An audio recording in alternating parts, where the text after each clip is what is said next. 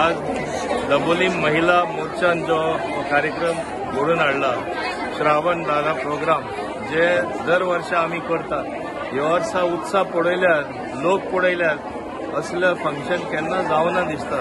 आख्खे दाबोलेसून सगळे वाठारांसून बायलो भायर सरला आनी म्हाका दिसता हें जावपाक शकला आमचे महिला प्रेसिडेंट बाय ऐश्वर्या कोरगांवकर आनी तेजे सगळे जे ताका सपोर्ट करपी आसा बायलो म्हण नाका बाकीचेय म्हण नाका फूल सपोर्ट दिवन बऱ्या अर्थान हांगा तेणी आपले आपले कार्यक्रमूय मांडले आनी इतले सुंदर प्रोग्राम जालो.